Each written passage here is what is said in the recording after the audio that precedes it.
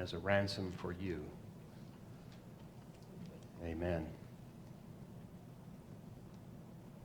If you had only one final appearance to make in your life, if you knew that tonight would be your last appearance in public before you die, what would be important to you? What words would you say? What actions would you want to accomplish? What would you want those who hear you to remember? What would you want those who hear you to do?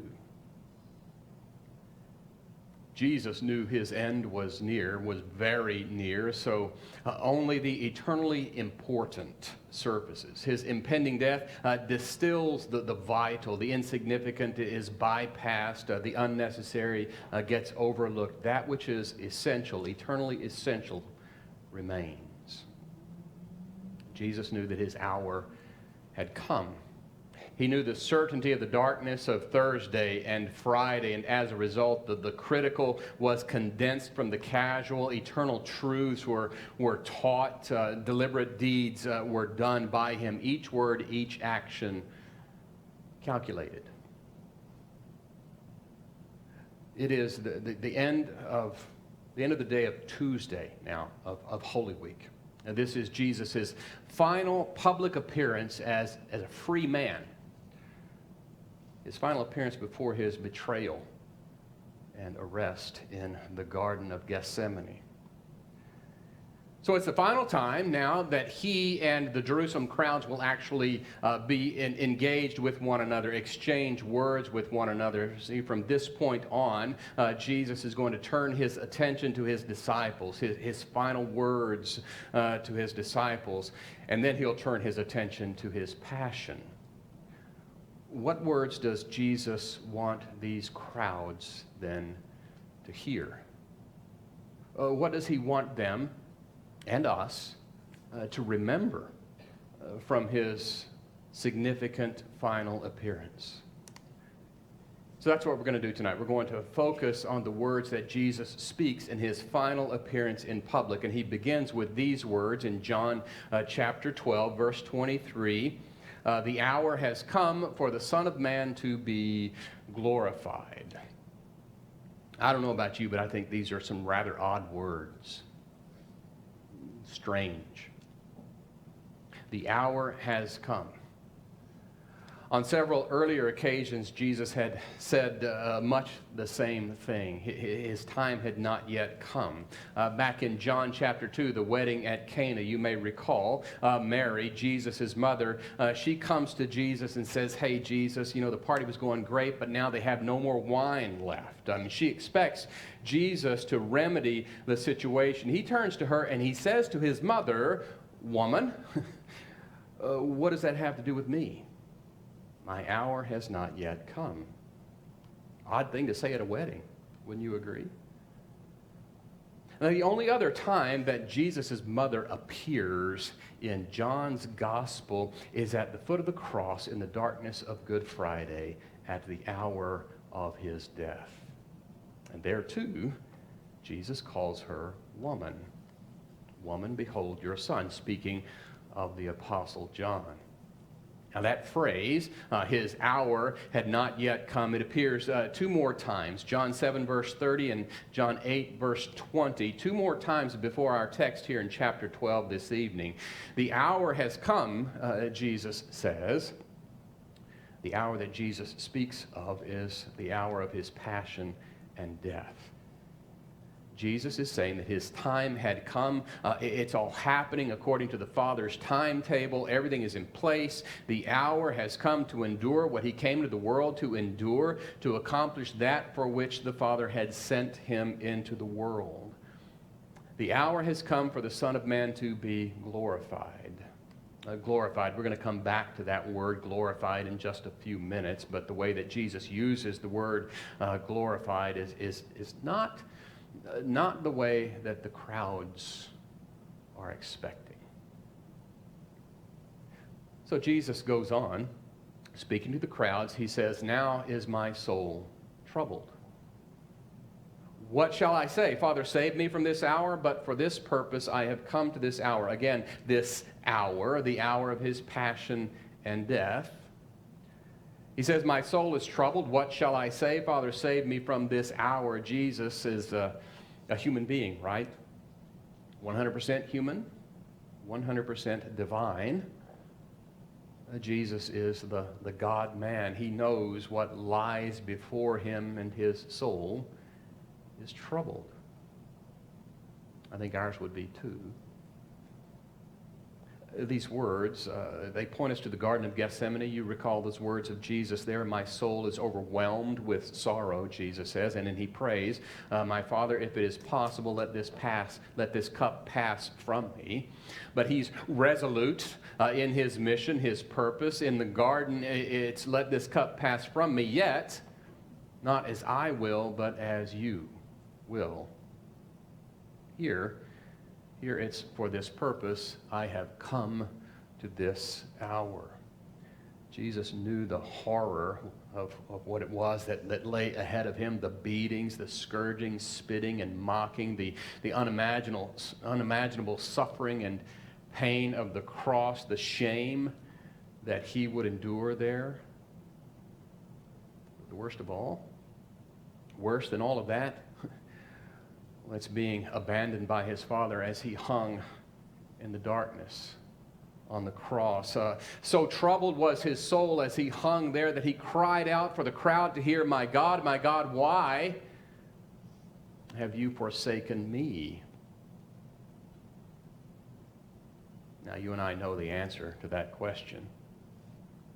Jesus is forsaken by his Father, separated from his Father because he is bearing our sin and our shame and guilt, sin and shame and guilt that should forever separate us from God. Is it any wonder that his soul is troubled? Yet, as he does in the Garden of Gethsemane, so also he does here. He'll not let his human nature, his human emotions override the will of his Father, the reason he came into the world, the mission that he came to accomplish, the purpose for which he has come to this hour. And what is that purpose? Well, Jesus tells us. He says in Matthew's Gospel, his purpose is to give his life as a ransom for many. And you are one of the many. He came to give his life to die so that you might live, not just here, but eternally in the presence of the Father. For this reason, he came into the world. So I said we'd get back to that word, glorified. The hour has come, Jesus says, for the Son of Man to be glorified. So Jesus, 100% human being, 100% God. Jesus is all the splendor of God wrapped in a human body. The doors of the throne room of heaven opened up, and God came near. And John, way back at the beginning of his gospel, he says, we have seen his glory. We've seen the glory of God in Jesus. Well, what is this glory that John says that he has seen? Well, in John's gospel, it's not what we might think that it is. When we think of seeing God's glory, we might think of beauty and power and majesty and might. I think of God in the flesh, Jesus. I think of him walking on water, right? Certainly that's glory. I think of Jesus feeding the 5,000, feeding the 4,000. I think of Jesus raising Lazarus from the dead. That's God's glory. I think of all of his healing miracles, cleansing lepers, giving sight to the blind, giving the crippled wholeness and health. The glory of God in Jesus, it must mean that he's always sort of radiating this glowing heavenly light around him, like you see in all of the Renaissance paintings of Jesus. That's glory, right? Wrong. That's a dead wrong. That's not the glory of Jesus in John's gospel. The great irony in John's gospel, the great paradox, the great mystery in John's gospel is that the glory of God in Jesus is most supreme when Jesus is beaten to a bloody pulp and nailed to a cross. You might be thinking, well, how do you know that, Pastor? My response is, Jesus tells me that. Jesus himself says so. On Palm Sunday, Jesus has his face set like flint to go into Jerusalem. And he says here in John 12, verse 23, the hour has come for the Son of Man to be glorified. In the very next chapter, John chapter 13, in the upper room, just a couple days later, when Jesus is betrayed by Judas Iscariot for 30 pieces of silver, Jesus says this in John chapter 13, verse 31, now is the Son of Man glorified. Just before the squad of soldiers come and arrest Jesus in the Garden of Gethsemane, in John 17, verse 1, Jesus says, Father, the hour has come. Glorify your Son. You get it? The greatest glory of Jesus in John's gospel is his bitter suffering and his God-forsaken death. How ironic. How paradoxical, how mysterious. How very true. There was a whip made of leather strips with pieces of sharp bone and lead balls tied at the ends, stripping the flesh from his back until you couldn't recognize it anymore. There was a crown of thorns that was pressed down upon his head, leaving deep gashes in his scalp, caking his hair with blood. There was clenched Roman fists, both eyes beaten shut, his lips bloody and split. And then there were nails, his body twisting and writhing in pain. You want to see the glory of God? You want to see the hour for the Son of Man to be glorified? Well, this is it.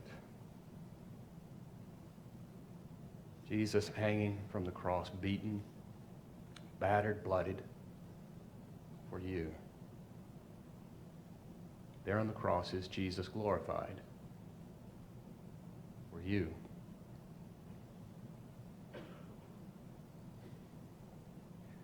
Jesus says to these crowds who are gathered around him, while you have the light, Jesus says, 12, verse 36, believe in the light, that you may become children of light.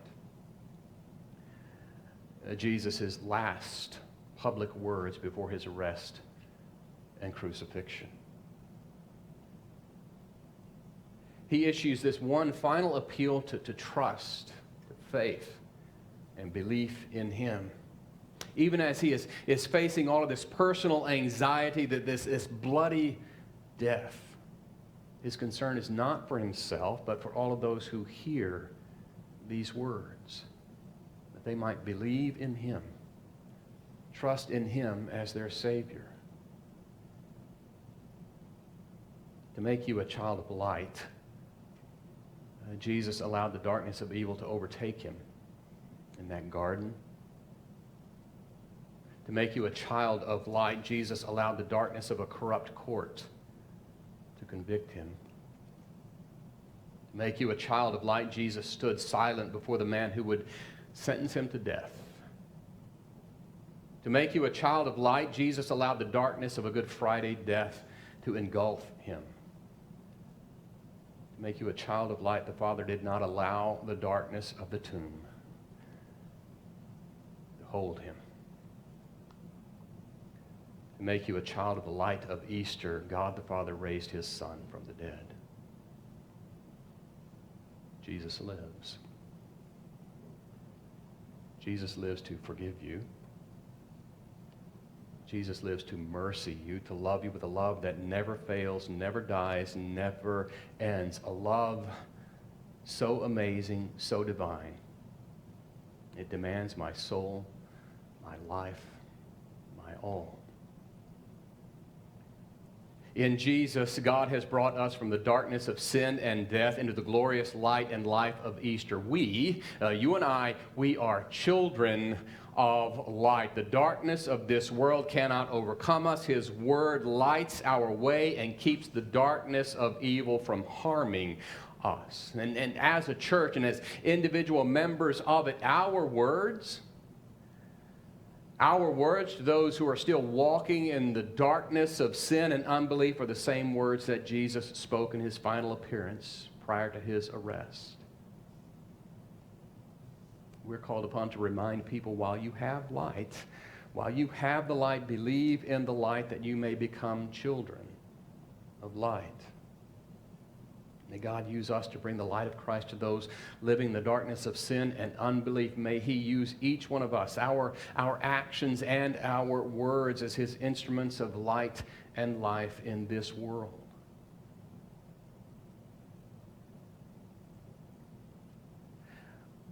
We started our midweek services on Monday with Jesus.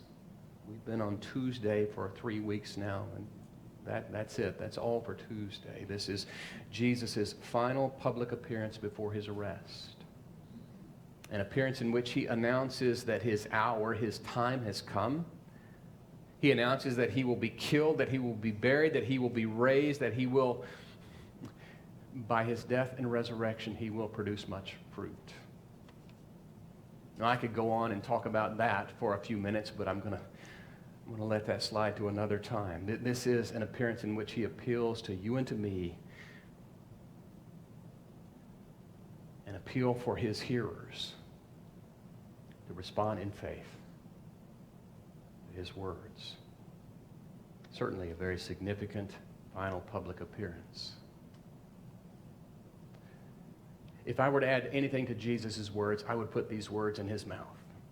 He who has ears, let him hear.